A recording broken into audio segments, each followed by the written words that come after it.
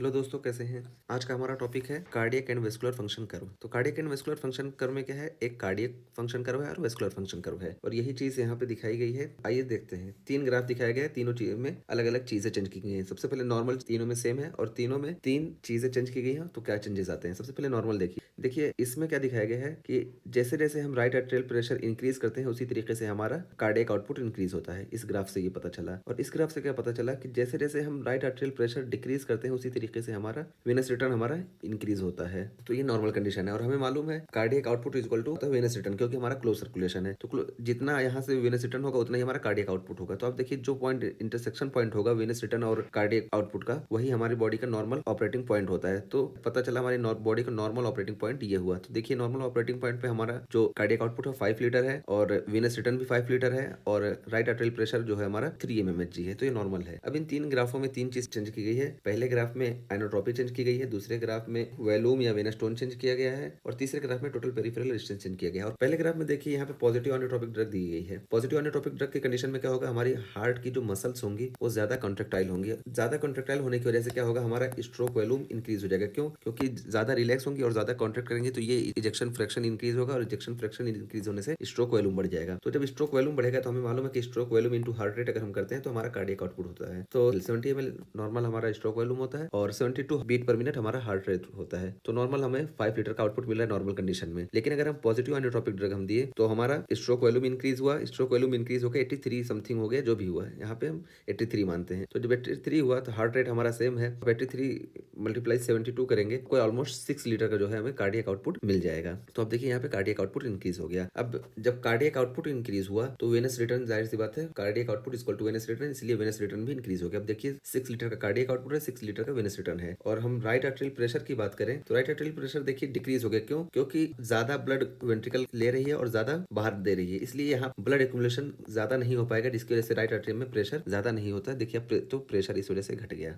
और अगर हम नेगेटिव आइनोट्रोपिक ड्रग हम देते हैं तो क्या होगा, नेगेटिव आइनोट्रोपिक ड्रग हम देते हैं तो हमारी हार्ट, हमारी वेंट्रिकल की जो मसल्स हैं वो लेस कॉन्ट्रेक्टाइल होती हैं, ज्यादा काम नहीं करती हैं। तो ये धीरे धीरे कॉन्ट्रैक्ट करेंगे और धीरे धीरे रिलैक्स करेंगे, इसलिए ज्यादा इजेक्शन फ्रैक्शन हमें नहीं मिल पाएगा। ज्यादा इजेक्शन फ्रैक्शन नहीं मिलेगा तो स्ट्रोक वॉल्यूम डिक्रीज हो जाएगा। और स्ट्रोक वॉल्यूम जब डिक्रीज होगा, देखिए 53 अगर स्ट्रोक वॉल्यूम हो रहा है तो हमारा हार्ट रेट सेम है, फिर हमारा कार्डियक आउटपुट कम हो जाएगा। यहाँ पे नॉर्मली 70 था, लेकिन अगर 53 हो गया तो 53 इंटू 72 हम करते हैं तो हमें 3.8 लीटर समथिंग का कार्डियक आउटपुट मिलता है। तो चूंकि स्ट्रोक वॉल्यूम कम हुआ इस वजह से हमारा कार्डियक आउटपुट कम हो गया। तो अब देखिए कार्डियक आउटपुट कम हो गया। और जब कार्डियक आउटपुट कम होगा तो cardiac output equal to venous return होता है, तो वेनस रिटर्न भी कम हो गया। तो 3.8 लीटर हमारा कार्डियक आउटपुट है और 3.8 लीटर हमारा वेनस रिटर्न है। और हम राइट आर्टरियल प्रेशर की अगर हम बात करें इस पे, तो राइट आर्टरियल प्रेशर आप देखिए चूंकि ब्लड यहाँ बहुत स्लोली आ रहा है और धीरे धीरे जा रहा है, पूरा ब्लड बराबर फ्लो नहीं हो पा रहा है, इस वजह से यहाँ पे प्रेशर इंक्रीज हो जाएगा। तो देखिए नॉर्मली 3 mmHg था, लेकिन इस कंडीशन में 4 mmHg राइट आर्टरियल प्रेशर हो गया। तो ये पहले ग्राफ की बात है।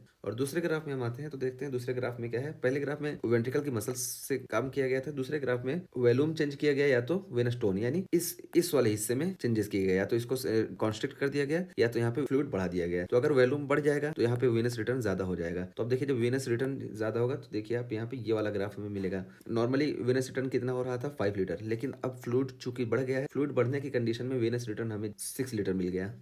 और जब वेनस रिटर्न हमें 6 लीटर मिल रहा है तो वेनस रिटर्न जो होगा वही हमारा कार्डियक आउटपुट होगा। तो पता चला हमें हमारा ये ऑपरेटिंग पॉइंट ये हो जाएगा इस कंडीशन में। और अगर हम वेनस टोन इंक्रीज करते हैं तब भी यही चीज होगी कि ज्यादा अमाउंट में ब्लड हमारे राइट आर्टरी में पहुंचेगा और हमारा वेनस रिटर्न इंक्रीज हो जाएगा। और चूंकि ज्यादा ब्लड आ रहा है इसलिए राइट आर्टरियम का प्रेशर भी इंक्रीज हो जाएगा। तो देखिए राइट आर्टरियम का प्रेशर नॉर्मली 3 था, यहाँ पे 4 mmHg हो गया, ज्यादा ब्लड आने की वजह से। और चौथी कंडीशन क्या है, अगर हम वॉल्यूम को डिक्रीज करते हैं या वेनस टोन डिक्रीज करते हैं तब क्या इफेक्ट आएगा। वॉल्यूम अगर हम बॉडी का वॉल्यूम डिक्रीज कर देते हैं या हेमोरेज की कंडीशन में, किसी कंडीशन में वॉल्यूम अगर बाहर हमारा निकल गया तो यहाँ पे लेस वेनस रिटर्न होगा। और देखिए जब वेनस रिटर्न लेस होगा तो क्या होगा, वेनस रिटर्न, ये देखिए यहाँ वेनस रिटर्न लेस हो गया।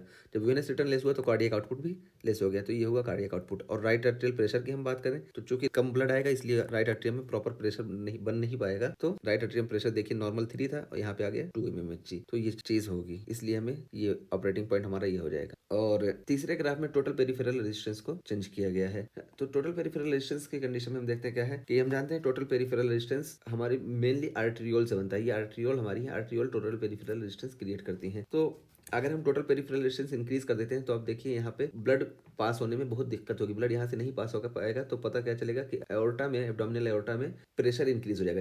एब्डोमिनल एओर्टा में जब प्रेशर इंक्रीज हुआ तो इसका मतलब है कि आफ्टर लोड जो होगा वो इंक्रीज हो गया। अगर आफ्टर लोड यहाँ पे बहुत ज्यादा इंक्रीज हो गया तो हमारी जो मसल्स हैं वो बहुत ज्यादा स्ट्रोक वॉल्यूम जनरेट नहीं कर पाएंगी, जिसकी वजह से अगर स्ट्रोक वॉल्यूम कम हुआ तो हमारा कार्डियक आउटपुट कम हो गया। तो देखिए नॉर्मली 5 लीटर था, अब यहाँ पे 3 लीटर समथिंग हो गया, और हमारा कार्डियक आउटपुट कम हुआ तो वेनस रिटर्न भी कम हो जाएगा। तो देखिए हमारा ऑपरेटिंग पॉइंट ये हो जाएगा। और राइट आर्टेरियल प्रेशर की बात करें तो राइट आर्टेरियल प्रेशर में कोई ज्यादा चेंजेस नहीं आएंगे, क्योंकि हमने ना ही वॉल्यूम बॉडी का चेंज किया है और ना ही हमने वेनस टोन को इंक्रीज या डिक्रीज किया। इसलिए टोटल पेरिफेरल रेजिस्टेंस आप देखिए 2.8 या 2.9 जो भी था वो उतना mmHg बना हुआ है। और अगर हम यही टोटल पेरिफेरल रेजिस्टेंस को डिक्रीज करते हैं तो क्या होगा, तो आर्टरी डायलेट हो जाएगी। जब आर्टरी डायलेट होगी तो यहाँ से ब्लड आसानी से इधर फ्लो हो जाएगा, तो यहाँ पे प्रेशर कम हो जाएगा। जब इधर प्रेशर कम होगा तो ज्यादा इजेक्शन फ्रैक्शन हमें मिलेगा, इजेक्शन फ्रैक्शन ज्यादा मिलेगा तो स्ट्रोक वॉल्यूम बढ़ जाएगा। और जब स्ट्रोक वॉल्यूम बढ़ जाएगा, ये वाली कंडीशन आ जाएगी, तो हमारा कार्डियक आउटपुट अपने आप इंक्रीज हो जाएगा। आप देखिए 6 लीटर या 6.5 लीटर, जितना ज्यादा स्ट्रोक वॉल्यूम बढ़ेगा उतना ज्यादा हमारा कार्डियक आउटपुट बढ़ जाएगा। तो ये वाला ग्राफ हमें मिलेगा। अब इसमें आर्टेरियो डायलेटर भी हम दे सकते हैं, या कभी कभी इसमें क्या होता है कि आर्टेरियो स्टंट हो जाता है। जैसे हमारी स्किन की वेसल्स में होता है कि कभी कभी क्या होता है, हमारी बॉडी को हीट जनरेट करना होता है, तो इन स्किन की वेसल्स में ब्लड कम आता है, जिसके लिए बाईपास एक हो जाता है। इसको बोलते हैं आर्टेरियो वेनस स्टंट। तो यहाँ से ब्लड डायरेक्ट यहाँ जाता है तो रेजिस्टेंस ज्यादा नहीं होता, इसलिए यहाँ का प्रेशर डिक्रीज होगा और हमारा इजेक्शन फ्रैक्शन बढ़ जाएगा, जिसकी वजह से स्ट्रोक वॉल्यूम बढ़ेगा। और स्ट्रोक वॉल्यूम जब बढ़ेगा तो कार्डियक आउटपुट बढ़ गया। तो कार्डियक आउटपुट जब हमारा बढ़ेगा तो हमारा वेनस रिटर्न भी बढ़ेगा। तो देखिए 6.5 लीटर का हो गया। और यहाँ पे भी राइट एट्रियम के प्रेशर में बहुत ज्यादा चेंजेस नहीं आएंगे। तो ये चीज इस ग्राफ में दिखाई गई है।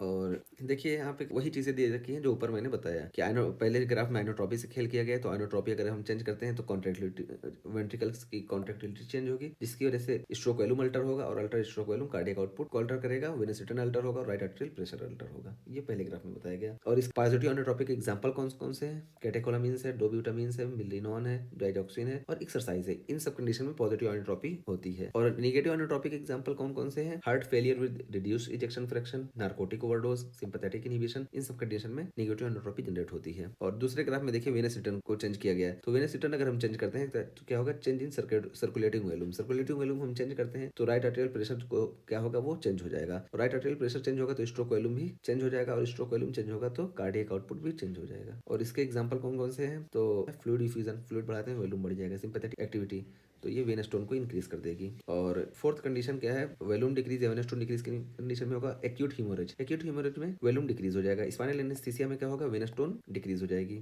और टीपीआर की हम बात करें तो टीपीआर में देखिए change in TPR Altered cardiac output. Cardiac output alter होगा क्योंकि स्ट्रोक वॉल्यूम अल्टर होगा, कार्डियक आउटपुट अल्टर होगा। और राइट आर्टेरियल प्रेशर की बात करें तो ये क्या है? अनप्रेडिक्टेबल। इसके बारे में कुछ कह नहीं सकते। देखिए यहाँ पे बहुत ज्यादा चेंजेस नहीं आया इसलिए। और कौन कौन सी चीजें टीपीआर को इंक्रीज करती हैं? तो वैसोप्रेसिन टीपीआर को इंक्रीज करती है, और एक्सरसाइज, आर्टेरियो वेनस शंट ये टीपीआर को डिक्रीज करती हैं। और जब ये डिक्रीज करेंगी तो हमारा कार्डियक आउटपुट ज्यादा हो जाएगा।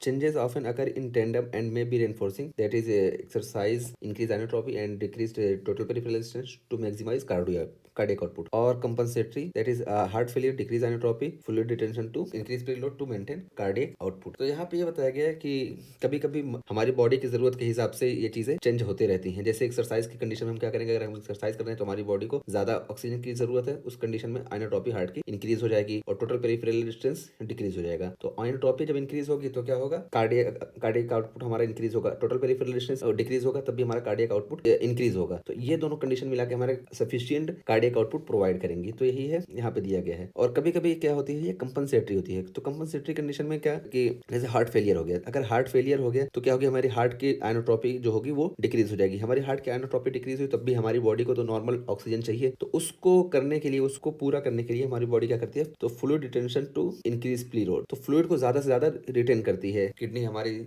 ज्यादा से ज्यादा सोडियम एब्जॉर्ब करती है, सोडियम एब्जॉर्ब होगा तो वाटर एब्जॉर्ब होगा, ज्यादा से ज्यादा एडीएच सीक्रेट होगा। तो ये हुआ फ्लूइड रिटेंशन इंक्रीज हो जाएगा। और जब फ्लूइड रिटेंशन इंक्रीज होगा तो बॉडी का फ्लूइड बढ़ेगा, और बॉडी का फ्लूइड बढ़ेगा तो प्री लोड बढ़ जाएगा, और जब प्री लोड बढ़ जाएगा तो कार्डियक आउटपुट भी हमारा बढ़ जाएगा। तो ये चीज आज के पूरे ग्राफ में बताई गई थी।